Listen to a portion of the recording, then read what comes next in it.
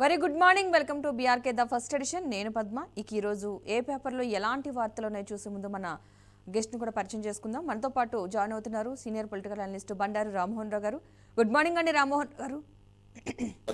Very good morning. Right, ఇవాళ వార్తలు చూద్దాం.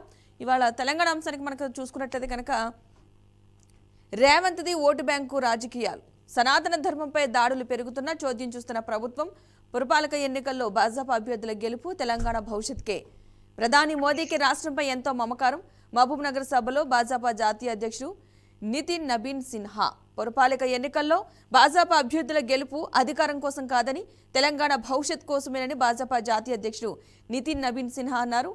తెలంగాణలో దుష్టపాలన కొనసాగుతోందని CM Revanth Reddy vote bank రాజకీయాలు చేస్తున్నారని ఆరోపించారు. కాంగ్రెస్ అంటే ముస్లింలంటే కాంగ్రెస్ అన్న నినాదంతో జరుగుతుందంటూ కూడా సీఎం చేసిన వ్యాఖ్యలందుకు నిదర్శనమన్నారు. మైనార్టీల ఓట్ల కోసం రాష్ట్ర బడ్జెట్లో ఎస్సీ ఎస్టీలకు నిధులు తగ్గిస్తున్నారని ఆక్షేపించారు. అంటే నిన్న జరిగిన సభకు సంబంధించి కొన్ని వ్యాఖ్యలు చేశారు బీజేపీ వాళ్ళు. పద్మ గారు, మీకు అట్లాగే బీఆర్కే న్యూస్ ప్రేక్షకులు నమస్కారం. ఎవరి ప్రచారం వార్త చేసుకోవచ్చు, తప్పేం లేదు. అట్లాగే స్థానిక ప్రభుత్వాల ఎన్నికలు కూడా జాతీయ స్థాయి నాయకులు రావడం అనేది కొంచెం అరుదు. యాక్చువల్గా రారు జరగలిగితే. ఇంకెందుకు రాష్ట్ర స్థాయి నాయకులే పాల్గొన్నారు. కానీ ఇప్పుడు ఏమైందంటే ప్రతిదానికి కూడా అసలు లోకల్ మేనిఫెస్టో పోయి నేషనల్ మేనిఫెస్టోనే అన్ని ఎన్నికల్లో ప్రధాన పాత్ర వహిస్తుంది. అది ఏ ఎన్నిక, వార్డు మెంబర్ కానీ సర్పంచ్ కానీ దేశంలో మోడీని రాహుల్ గాంధీని టార్గెట్ చేసుకొని మాట్లాడుతుంటారు, లేకపోతే ఇంకా ఇతర పార్టీలను. అట్లాగే రాష్ట్ర నాయకులు కూడా ఇదే జరుగుతున్నారు. దురదృష్టం ఏంటంటే స్థానిక ప్రభుత్వాల ఎన్నికలు పార్టీలకు అతీతంగా జరగాల్సినవి. దురదృష్టవశాత్తు ఎన్టీ రామారావు పీరియడ్లో పార్టీలు ఎంపీటీసీ జెడ్పీటీసీలో కూడా పార్టీలు పెట్టారు. నిజంగా స్థానిక ప్రభుత్వాలు అనేది ఎంత స్వతంత్రంగా ఉండాల్సినవి అంటే ఒకనాడు ప్రకాశం పంతులు గారు, పివి నరసింహారావు గారు, అట్లాగే మన జలగం వెంగళరావు గారు లోకల్ మన చిత్తరంజన్ దాస్ గారు, సుభాష్ చంద్రబోస్ గారు, లాల్ బహదూర్ శాస్త్రి గారు, అట్లానే జవహర్లాల్ నెహ్రూ గారు, సర్దార్ వల్లభాయ్ పటేల్ గారు, వీళ్ళందరూ కూడా అర్బన్ లోకల్ బాడీస్ నుంచి వచ్చిన వాళ్ళు. అంటే మున్సిపాలిటీ అందరు మున్సిపాలిటీ, కలకత్తా, అలహాబాద్, అట్లాగే అహ్మదాబాద్ మున్సిపాలిటీ నుంచి వచ్చిన వాళ్ళు. స్థానిక నాయకత్వం నుంచి వచ్చిన వాళ్ళు ప్రధానమంత్రుల దాకా ఎదిగారు. చూశాం కదా మనం. పివి నరసింహారావు గారు కానీ, ప్రధానమంత్రి లాల్ బహదూర్ శాస్త్రి గారు కానీ, లేకపోతే జవహర్లాల్ నెహ్రూ గారు చూస్తుంటే ప్రధానమంత్రుల దాకా ఎదిగారు. ఇది రాజకీయం అంటే. కానీ ఏమవుతుందంటే లోకల్ పాలిటిక్స్ లో అసలు లోకల్ గా మేము ఈ ఊరికి ఏం చేస్తాం, ఈ పట్టణానికి ఏం చేస్తాం అనేది పక్కన పోయి మొత్తం అంతా రాష్ట్ర రాజకీయాలు, దేశ రాజకీయాలు, మతము, కులము అన్ని వస్తున్నాయి. చూస్తున్నాం కదా. దురదృష్టవశాత్తు ఇది వస్తున్నారు. సరే, బీజేపీ వాళ్ళు సభ పెట్టుకోవడం గమనించదగ్గదే. సరే, మా పార్టీ పరంగా విమర్శలు చేశారు. మళ్ళీ హిందూ ముస్లింది కూడా తీసుకొచ్చారు. నిజంగా రెండు రకాలుగా చూసాం కదా. మన జూబ్లీ హిల్స్ ఎన్నికల్లో నితిన్ నవీన్ అనేది వాస్తవం ఏంటంటే ముస్లిం అంటే కాంగ్రెస్, కాంగ్రెస్ అంటే ముస్లిం అని డంకా బజాయి చెప్తా పొమ్మన్నాడు రేవంత్ రెడ్డి గారు. ఇక అంతకని ఇంకేముంటది. అంటే ఒక వర్గాన్ని నేను కొమ్ముగా వస్తా అని చెప్పిన తర్వాత మరి విమర్శ కూడా అట్లాగే వస్తుంది కదా. ప్రతి విమర్శ కూడా అట్లాగే వస్తుంది కదా. మీరు అంత జూడీగా నేను ముస్లిం అంటే కాంగ్రెస్, కాంగ్రెస్ అంటే ముస్లిం చెప్పినప్పుడు అట్లా ఇట్లా అంటారు. సమాజంలో అన్ని వర్గాలను మనం సమతుల్యత చేసి సాధిస్తామని చెప్పాలి కదా అనే మాట వస్తుందా, రాదా? ఇంకా నితిన్ నబీన్ మాటల్లో నేను తప్పు పట్టడం లేదు.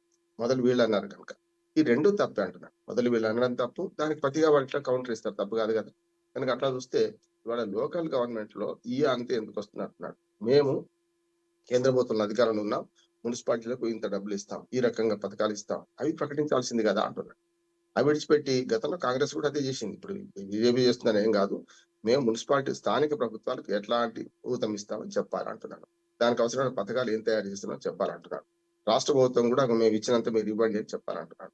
ఇప్పుడు 16 ఆర్థిక సంఘం నిధులు రాబోతున్నాయి. రేపు 2026, 27 నుంచి ఏప్రిల్ 1 నుంచి రాబోతున్నాయి. ఇప్పుడు మిగతా బాకీ ఉన్నాయి. ఎందుకంటే ఎన్నికలు జరగక 2 ఏళ్ళు అవుతుంది. మున్సిపాలిటీ మన రేపు కనుక గడువు లోపల ఎన్నికలు పూర్తవుతున్నాయి కనుక దీనికి డబ్బులు రావాల్సి ఉన్నది. కనుక ఇవి ఇస్తామని చెప్పండి. 15 ఆర్థిక సంఘ నిధులు మురిగిపోతాయి. రేపు వచ్చే ఏప్రిల్ 1 నాటికి మురిగిపోతాయి.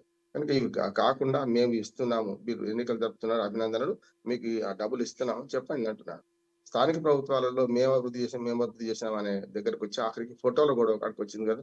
నిర్మలా సీతారామన్ గారు వచ్చి ఆ రేషన్ షాపుల ముందు మా ఫోటోలు ఎందుకు పెట్టారు? ఫోటోల కోసం కాదు కదా. జాతీయ ఆహార భద్రత కింద జాతీయ ప్రభుత్వం ఇస్తుంది డబ్బులు. అవి అక్కడ ప్రధానమంత్రి ఫోటో అవసరం లేదు, ముఖ్యమంత్రి ఫోటో అంతకంటే అవసరం లేదు. అంటే రెండు అవసరం లేదు. జాతీయ ఆహార భద్రత పథకము అని పెట్టి మనకు పబ్లిక్ డిస్ట్రిబ్యూషన్ సిస్టమ్ PDS మేము ఇస్తున్నామని చెప్పండి. అప్పుడు ఏంటంటే రాష్ట్ర ప్రభుత్వం వాటా కూడా కొంత ఉంటది. ఉదాహరణకు ఇవాళ 34 రూపాయలు పెట్టి 34 నుంచి 35 రూపాయలు పెట్టి సన్న బియ్యం వాళ్ళు ఇస్తుంటే దానిలో వాటా ఏంది 3.5 కొన్న బియ్యాన్ని రూపాయికి ఇస్తున్నారు వీళ్ళు. 5.5 కొన్న బియ్యాన్ని రూపాయికి ఇస్తున్నారు వీళ్ళు. 8.5 3 రకాల రేట్లు ఉంటాయమ్మా మీరు పీడిఎస్ లో పైనుంచి వచ్చేది. అందుకని ఏమంటారంటే అది వేరే విషయం పూర్తిగా మాట్లాడుకోవచ్చు. కేంద్ర ప్రభుత్వం ఎంత ఇస్తుంది, రాష్ట్ర ప్రభుత్వం ఎంత ఇస్తుంది, పీడిఎస్ లో కానీ ఇతరత్ర పథకాలు చాలా పథకాలు గవర్నమెంట్ ఆఫ్ ఇండియా పథకాలు ఉన్నాయి. ఉపాధి హామీ పథకం నుంచి మొదలుకొని చాలా మన సర్వశిక్ష అభియాన్ నుంచి విద్యలో, ఆరోగ్యంలో, గ్రామీణ ఆరోగ్య మిషన్ ఇవన్నీ ఉన్నాయి కదా. ఇవన్నిట్లో ఉన్నాయి కాదంటలేదు. కానీ వీటన్నిటి విషయంలో అంతిమంగా సేవ చేసేది ఎక్కడ, ప్రజలు ఎక్కడ ఉంటే అక్కడ నివాస యోగ్యమైన గ్రామాలు, పట్టణాలు ఉండాలి కదా. వాటి కోసం కదా మీరు ఇచ్చేది. మీ పథకాలన్నీ కేంద్రము రాష్ట్రం ఇచ్చేదంతా కూడా గ్రామాల ప్రజల కోసం, పట్టణాల ప్రజల కోసం కదా. వాటిని పేర్కొనండి తప్ప ఇట్లా రాజకీయంగా చేయడం కరెక్ట్ కాదు. ఇంకా ఒక రకంగా నితిన్ నవీన్ గారు సమయమే పాటించాలనుకుంటున్నాను. యువకుడు 46 ఏళ్లకే జాతీయ స్థాయి అధ్యక్షుడు అయ్యిండు. ఆయన మొట్టమొదటిసారి మన రాష్ట్రానికి రావడం శుభకారకం, మంచిది అంటున్నాను నేను. ఇది ఇట్లాగే కొనసాగితే మంచిది. కానీ జాతీయ పార్టీ నాయకులు వచ్చి రాష్ట్ర రాజకీయాల్లో వేలు పెట్టడం, రాష్ట్ర నాయకులు వచ్చి పంచాయతీలో వేలు పెట్టడం సరైనది కాదు. ఇది ఆ ధోరణి మారాలి. ఇప్పటికైనా సరే సమయం పాటించి వ్యక్తిగత విమర్శ లేకపోతే ఇట్లాంటి ప్రచారం చేసుకోవడం తప్ప. రైట్. ఇక మరొక అంశం అయితే చూద్దాం. మరొక అంశం చూస్తే కనుక కాంగ్రెస్ గెలవాలి, అభివృద్ధి జరగాలంటే కాంగ్రెస్ గెలవాలి. ఉచిత బస్సు ప్రయాణం చేసిన మహిళలందరూ ఓటేస్తే భాజపాలకు డిపాజిట్లు కూడా రావు. మున్సిపల్ ఎన్నికలు ముగిసిన వెంటనే 9,000 కోట్ల రైతు భరోసా నిధులు కేటాయిస్తాం. ముఖ్యమంత్రి రేవంత్ రెడ్డి మిర్యాలగూడ మండలం గూడూరులో ప్రజాపాలన ప్రగతి బాట సభ. రాష్ట్రంలో అభివృద్ధి జరగాలంటే అధికార పార్టీ గెలవాలని, రాష్ట్రంలోని అన్ని నగర పురపాలికల్లో కాంగ్రెస్ అభ్యర్థులు గెలిచేలా ఆశీర్వదించాలని ముఖ్యమంత్రి రేవంత్ రెడ్డి ప్రజలకు విజ్ఞప్తి చేశారు. నల్గొండ జిల్లా మిర్యాలగూడ మండలం గూడూరులో బుధవారం జరిగిన ప్రజాపాలన ప్రగతి బాట బహిరంగ సభలో ఆయన మాట్లాడారు. హైదరాబాద్ బేగంపేట విమానాశ్రయం నుంచి హెలికాప్టర్లో మంత్రులు కోమటిరెడ్డి వెంకటరెడ్డి, అడ్లూరి లక్ష్మణ్, ఎంపీ రఘువీర్ రెడ్డిలతో కలిసి గూడూరు గ్రామానికి చేరుకున్నారు. ఆయనకు మంత్రి ఉత్తమ్తో పాటు ఎమ్మెల్యే కూడా ఘన స్వాగతం పలికారు. మొత్తంగా దీనికి సంబంధించి నిన్న మాట్లాడుతూ కూడా అభివృద్ధి జరగాలంటే కాంగ్రెస్ రావాలంటూ కూడా వ్యాఖ్యలు చేశారు సీఎం రేవంత్ రెడ్డి. అంతేకాకుండా మరొక వ్యాఖ్య కూడా చేశారు. ఉచిత బస్సు ప్రయాణం తీసుకున్న మహిళలందరూ కూడా సహకరిస్తే ఈ బీజేపీ బీఆర్ఎస్ పరిస్థితి ఏంటన్న క్వశ్చన్ మార్క్ కూడా వేశారు. సో నిజంగానే వాళ్ళు ఇచ్చిన హామీల్లో అందులోని ఉచితాల్లో ఇవన్నీ సహకరిస్తాయంటారా కాంగ్రెస్కి నిజంగానే? అంటే చాలా ఇంతకుముందు చెప్పాను కదా నితిన్ నవీన్ మాట్లాడినప్పుడు అట్లాగే రాస్తాయి దాంట్లో కూడా. అంటే కాంగ్రెస్ గెలవాలి అంతే. గెలిచింది కదా, 2 సంవత్సరాల క్రితం గెలిచింది. ఒక్క ఉచిత బస్సు, ఒక 200 యూనిట్ల కరెంటు తప్ప, కాకపోతే రుణమాఫీలో కొంత తప్ప ఏం సాధించారంటారు. ఇప్పుడు మిగతా అన్ని పక్కన ఉన్నాయి కదా. ఇప్పుడు ఒకటి చెప్తే 10 పక్కన కనపడతాయి కదా. రైతులకు మనకు ఇంకోటి ఏంటంటే నది దగ్గరకు వచ్చిన తర్వాత ఓటమాలయాలు గుర్తొస్తున్నారు. అంతేకాదు నది దాటాలి. ఇప్పుడు ఎన్నికల వైతరిణి నది దాటాలి. దాటాలంటే ఏం చేయాలి? ఇప్పుడు మళ్ళీ రైతు బంధు గుర్తొచ్చింది, రైతు భరోసా గుర్తొచ్చింది కదా. మరి 2 విడతలు ఎగ్గొట్టారు. 3వ విడత వస్తుంది మహానుభావ అని నేను చెప్తున్నాను ముఖ్యమంత్రి గారికి. ఇప్పుడు ఇప్పటికీ 5 విడతలు ఇవ్వాల్సి ఉంటే 3వ విడత సగం ఎగ్గొట్టారు, 2 విడతలు పూర్తిగా ఇచ్చారు, 3వ విడత సగం ఎగ్గొట్టారు, 4వ విడత 5వ విడత ఇవ్వలేదు. అంటే 2025లో ఖరీఫ్కు లేదు, రబీకి లేదు. ఇప్పుడు మళ్ళీ మన వచ్చే మనకు ఖరీఫ్ వస్తూనే ఉన్నది. మళ్ళీ మే వస్తే మళ్ళీ ఇవ్వాలి. కనుక ఇవన్నీ చూస్తే పాత 2 అని ఇవ్వాలి కదా. అంటే 9,000 కోట్లు కేటాయించడం ఆశ పెట్టడం కదా. అంటే ఇప్పుడు ఏమైందంటే మన కోట శ్రీనివాసరావు గారి సినిమా ఉంది. అందులో ఒక కోడిని కట్టేసి దాన్ని ఈకలు వీకకుండా కోడిని కట్టేసి ఆ కోడి వండుకొని తిన్నట్టు మనం ఊహించుకోండి, లొట్టలేసుకొని తినండి అన్నట్టు. అంటే ఎన్నికలు వచ్చినప్పుడు రైతు భరోసా ఈ 2 ఏడాదికి ఎందుకు చెప్పడం లేదు? 2024 చివరిలో వేశారు. 2025 ఒక్క రైతు భరోసా రూపాయి వేయలేదు. 2024 వరకే వేశారు. 25 రైతు భరోసాలు 2 జ్ఞాపకం ఎందుకు రాలేదు ఇప్పుడు? అందుకని ఇవన్నీ ఎట్లా ఉంటాయంటే ఒకటి అని 10 అనిపించుకోవడం, నాలాంటి వాటిని కూడా అనిపించుకోవడం అంటున్నాను. స్పష్టంగా చెప్తాను. ఇప్పుడు రైతు భరోసా ఇప్పుడు గుర్తొచ్చింది. అంటే ఒక ఉచిత బస్సు ఎక్కిన వాళ్ళు ఓట్లే అంటే మరి మగవాళ్ళు వ్యతిరేకంగా వేయాలి కదా. మరి వాళ్ళు కూడా సగం ఉంటారు కదా. మరి అట్లే కదా. అంటే ఒకవేళ నిజంగా విభేదం సృష్టించదలుచుకుంటే ఎందుకు సమాజాన్ని ఎందుకు చేస్తారన్న ఉచిత బస్సు అసలు ఎవరు అడగలేదు. మీరు ఇచ్చినా కూడా కొందరికి ఉపయోగపడుతుంది. అందరు రోజు తెల్లాలేస్తే ఇంకే పని లేనట్టు వాళ్ళు రోడ్ల మీద బస్సులో తిరగడం లేదు. సమస్య అదే అంటున్నాను. అందుకని మహిళలకు ఇచ్చిన 2,500 సంగతి ఇస్తాను, 2,500 సంగతి, స్కూటీల సంగతి ఏంటి, అట్లాగే రైతులకు ఇస్తాను, రైతు కూలీలకు ఇస్తాను 18,000 ఏంటి, రైతు భరోసా కింద వచ్చిన ఇవేంటి, అట్లాగే నిరుద్యోగ వృత్తి ఏంటి, తులం బంగారం ఏంటి, ఇవన్నీ ఎటుపోయినాయి అంటున్నాను నేను. అంటే నేనేమంటా అంటే 1 అని 10 అనిపించుకోవడం కదా. సమస్య లేదు. ఎన్నికల కోసం ఓటు మల్లయ్యలు మార్చుకోవడం కోసం చేసే పని ఇంతకని ఏం లేదు. కానీ ఖచ్చితంగా నేను మొదటి నుంచి కూడా చెప్తున్నాను, కాంగ్రెస్కి ఎడ్జ్ ఉంటుంది అంటున్నాను. ఎందుకంటే పరోక్ష ఎన్నికలు కనుక ఇవన్నీ కూడా మన కౌన్సిలర్లు పోయి చైర్మన్ ఓటేయాలి, మన కార్పొరేటర్ పోయి మేయర్కి వేయాలి ఓటు. ఎట్లాగో కోఆప్షన్ మెంబర్లు ఉంటారు కనుక వాళ్ళ ఓట్ల ద్వారా ఎంపీలు, రాజ్యసభ, లోక్సభ సభ్యులు, ఎమ్మెల్సీలు, ఎమ్మెల్యేలు ఈ 4 ఓట్లు ఎక్కడో వేయాల్సి ఉంటుంది ఆ మున్సిపాలిటీలలో, లేకుంటే వాళ్ళ పరిధిలో. కనుక ఎట్లాగో ఒకటో రెండో తక్కువ చోట వేస్తారు. మున్సిపల్ చైర్మన్లు, మున్సిపల్ మేయర్లను ఎన్నుకుంటారు. కాంగ్రెస్ పార్టీకి అవకాశం ఎక్కువ కాదంటే. అయినా సరే ప్రజల తీర్పును ఇప్పుడే చెప్పేసి కాంగ్రెస్ ఓటేయాలని 2 ఏళ్ల 3 సార్లు వేసారు కదా. మొదలు రాష్ట్రంలో గెలిపించారు, తర్వాత పార్లమెంట్ లో గెలిపించారు 8 మంది మెంబర్లు ఇచ్చి, తర్వాత 3ఓసారి మన గ్రామ పంచాయతీలో 60% అని మీరు అంటున్నారు, 66 అంటున్నారు. 66 గెలిపించారు కదా మీరు అనేది లెక్క. ఇప్పుడు 4ఓసారి గెలిపిమంటారు. గెలిపిస్తే ఏం జరుగుతుంది అని ప్రజలు ఆలోచన చేస్తారు కదా అంటున్నారు. కానీ ప్రజల సమస్యల పట్ల ఇంత నిర్లక్ష్యం వద్దు. మీరు ఇచ్చిన 100 రోజుల్లో ఇస్తానన్న హామీలు 2 ఏళ్ళు అయిపోయింది, 800 రోజులు గడుస్తున్నది. అవి ఇచ్చి మాట్లాడితే బాగుంటుంది నా ఉద్దేశం. రైట్, ఇక మరొక అంశం అయితే చూద్దాం. దివాలా కంపెనీకి 6,000 కోట్ల పనుల సీఎం సమాధానం చెప్పాలి. దీని వ్యవహారంపై వారం క్రితమే సుప్రీం నోటీసులు. ఇక ఈ కంపెనీకి సీఎం బంధువుల సంస్థల మధ్య ఆర్థిక లావాదేవీలు రేవంత్ను కేంద్రమే కాపాడుతోంది, లేకుంటే దీనిపై విచారణ జరిపించాలి కేటీఆర్ డిమాండ్.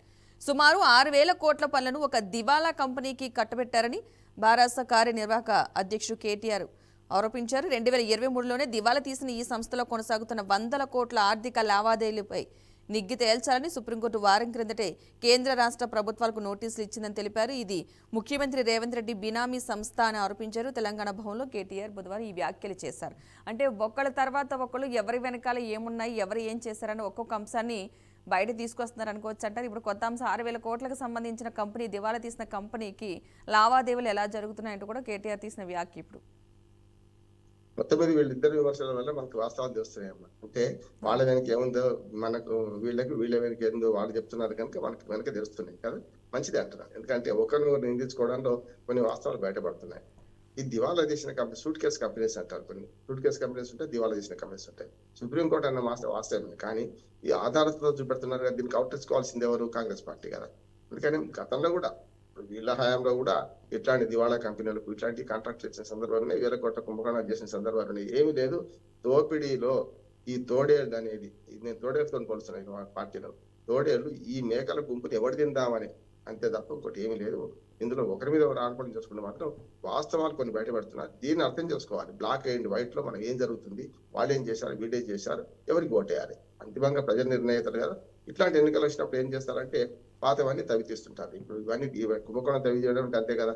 ముఖ్యమంత్రికి దగ్గర వాళ్లకు అవసరమైన కంపెనీ అని లాస్. అంతకుముందు కూడా వీళ్ళ మీద కూడా సరిగ్గా కాంగ్రెస్ పార్టీ అదే చేసింది.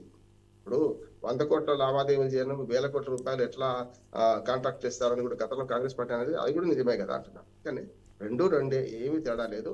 ఇవాళ ఆరోపణలు ప్రత్యారోపణల మధ్య దోపిడీకి ఎవరు పాల్పడుతున్నారు అనే దానికంటే దోపిడీ ఇద్దరు చేస్తున్నారు మనకు అర్థమవుతుంది. వాళ్ళ అధికారంలో వాళ్ళు, వీళ్ళ అధికారంలో వీళ్ళు చేస్తున్నారు. కానీ చూద్దాం, దాన్ని కౌంటర్ ఇచ్చుకోవాల్సింది వాళ్ళే, కాంగ్రెస్ పార్టీ వాళ్ళే.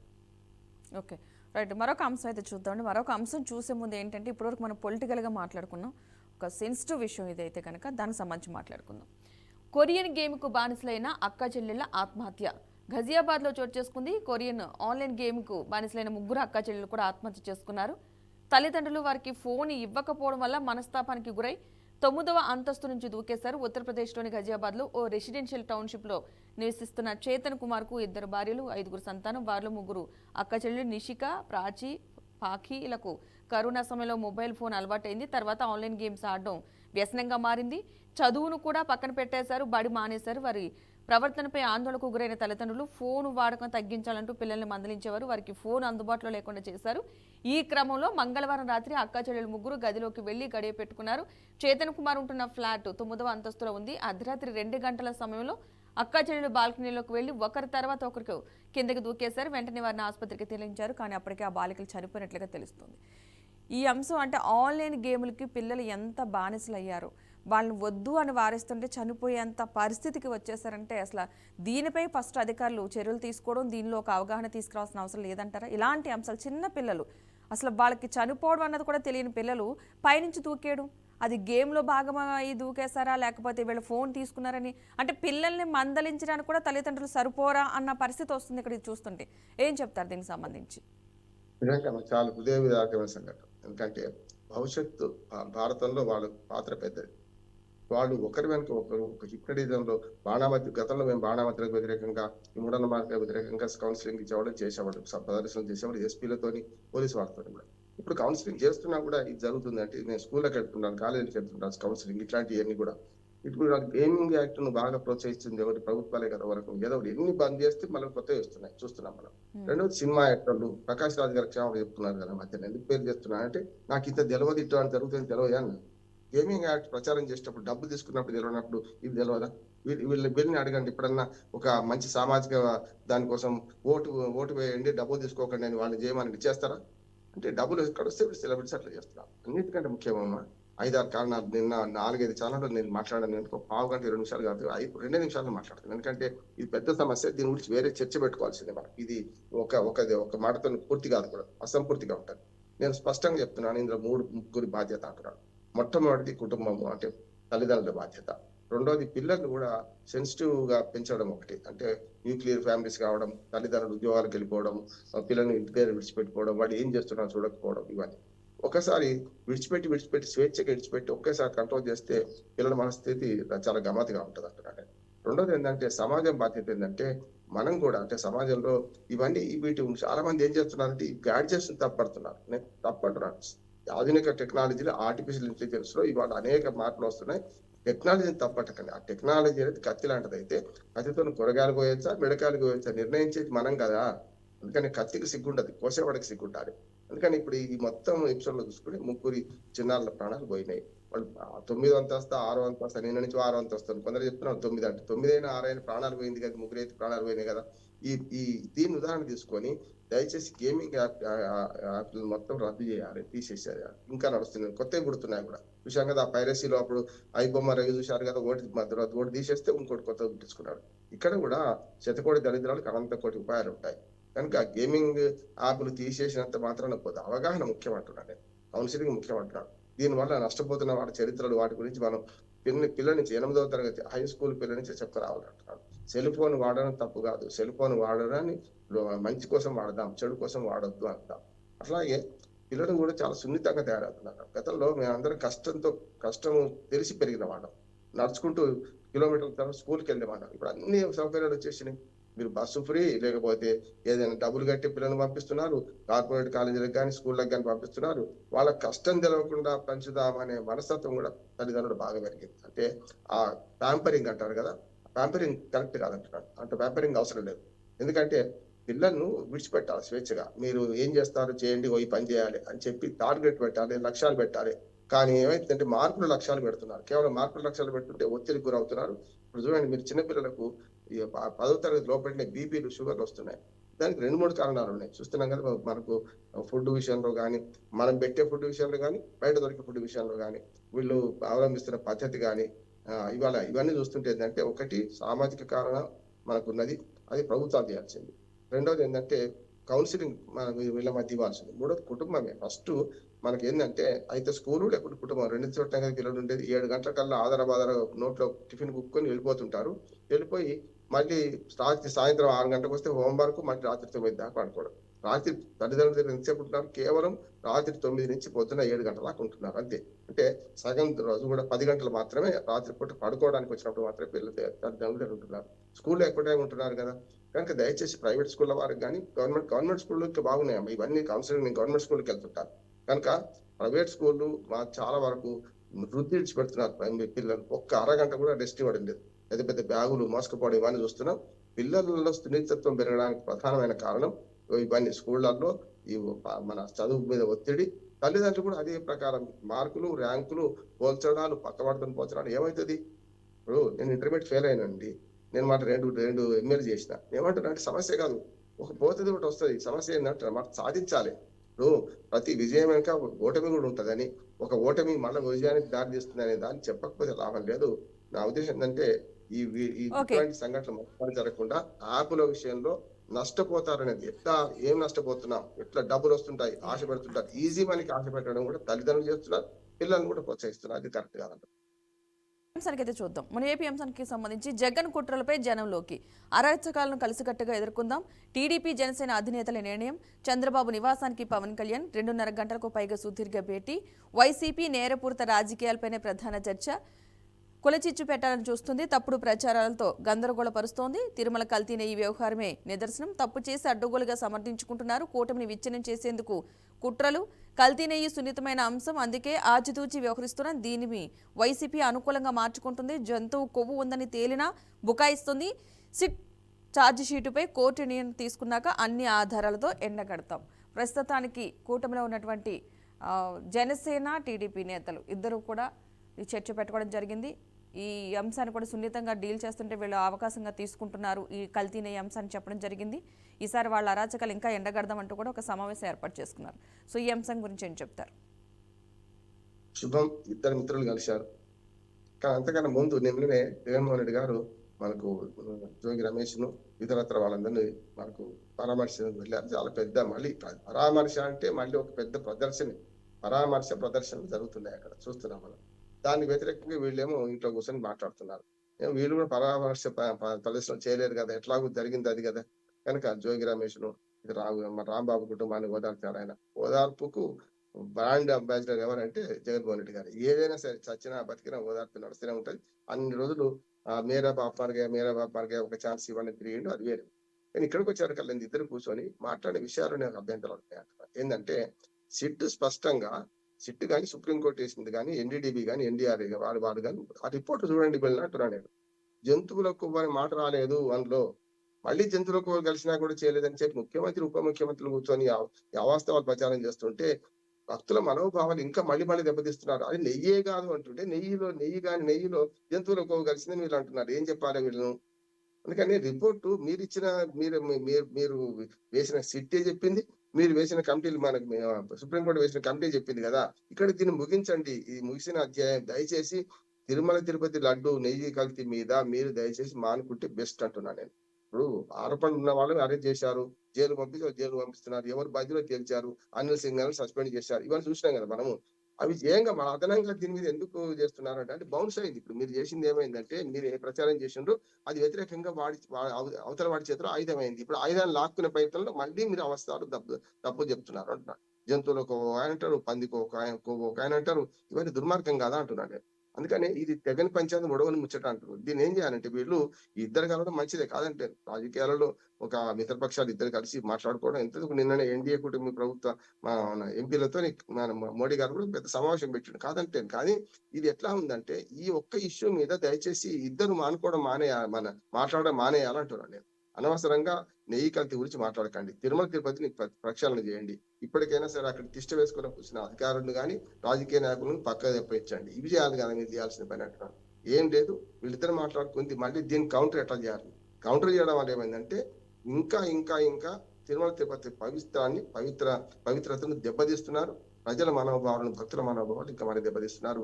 ఇంకా మన రిపోర్ట్ వచ్చిన తర్వాత మళ్ళీ సిట్టు వేస్తా అంటున్నారు. మీరు వేసిన సిట్టే ఏం లేదని తెలిసినాక మళ్ళీ ఒకటి ఇంకో కమిటీ వేస్తా అంటే ఏమన్నట్టు?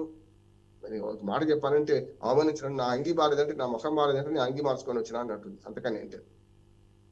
ఓకే రెడ్డికి మరొక అంశం అయితే చూద్దాం. అవును తప్పు చేశాం. కల్తీ నెయ్యి కేసులో అప్రూవర్లుగా మారిన ముగ్గురు నిందితులు డైరీ ఎక్స్పర్ట్ సురేంద్రనాథ్ ప్రోటోకాల్ దర్శనాలు మర్యాదలతోనే మర్యాదలకు మురిసి తప్పు చేశానని విలవిల కోర్టులో నేరం అంగీకరించిన టాప్ సైంటిస్ట్ రసాయనాల సరఫరా వ్యాపారి బోలేబాబా డైరీ ఉద్యోగి సైతం నేరం అంగీకారం. తిరుమల కల్తీ నెయ్యి వ్యవహారంలో అక్రమార్కులు ఓ టాప్ సైంటిస్ట్ ను కూడా ప్రలోభాలకు గురిచేశారు. తిరుమలలో దర్శనాలు, వసతి ఏర్పాట్లలో ప్రోటోకాల్ మర్యాదలు చేసి బొట్టలు వేసుకున్నారు. వారి మర్యాదలకు మురిసిపోయి కల్తీ నెయ్యి వ్యవహారంలో డైరీలకు సహకరించినట్టు కోర్టు ఎదుట ఆయన అంగీకరించారు. ఈ కేసులో అప్రూవర్గా మారిన డైరీ ఎక్స్పర్ట్ డాక్టర్ బద్దల సురేంద్రనాథ్ గత డిసెంబర్ మొదటి వారంలో కోర్టు ముందు హాజరయ్యారు. నేర అంగీకారంతో అన్నట్టుగా మాట్లాడుతున్నారు. సో ఈ అంశానికి సంబంధించి ఆల్రెడీ కల్తీ నెయ్యి జరిగింది.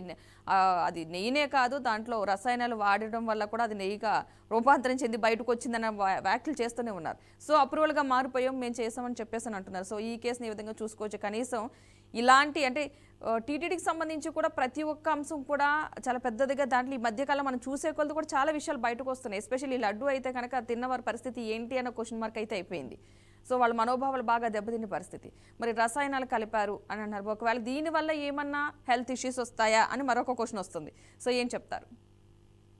ఆర్టిఫిషియల్ ఇంటెలిజెన్స్ యుగంలో ఇవాళ నెయ్యి అంటే తయారు చేసిన నెయ్యి రసాయనాలతో తయారు చేసి అది నయ్యమంటున్నాను. ఈ పంది కోవో జంతు కోవో కలవలేదని కనీసం రుజువైంది. ప్రజలు భక్తుల మనోభావం దెబ్బతినలేదు అంటున్నాడు. ముఖ్యంగా వెంకటేశ్వరుని నైవేద్యం పెట్టారు కదా, ఇవన్నీ నైవేద్యం పెట్టే లడ్డులే కదా.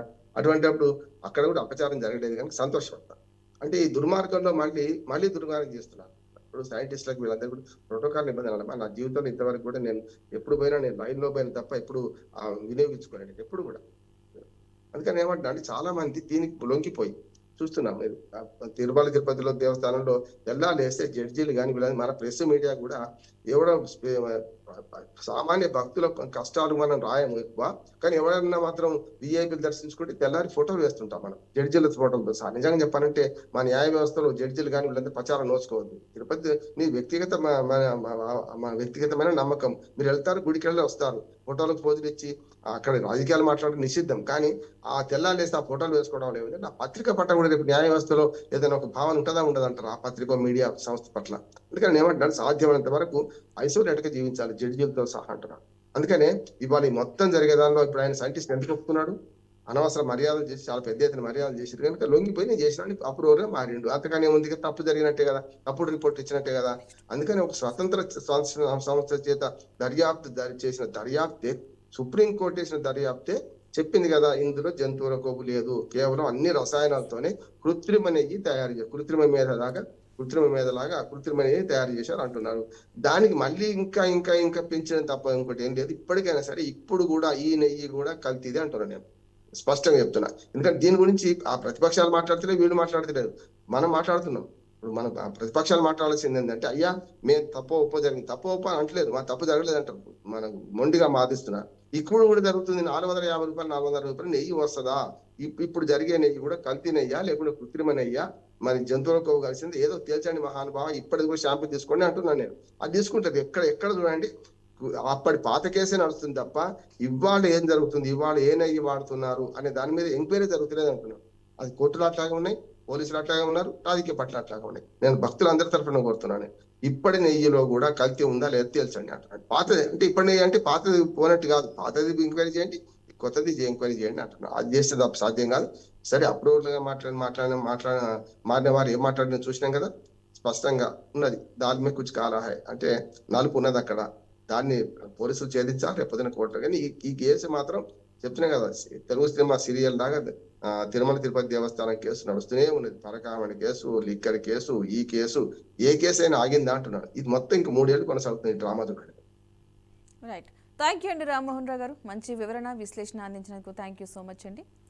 రైట్, ఇక చూసారు కదండి, ఇది నాటి బీఆర్కే ద ఫస్ట్ ఎడిషన్. రేపటి ఫస్ట్ ఎడిషన్లో మళ్ళీ కలుద్దాం. Keep watching BRK news Telugu సత్తా.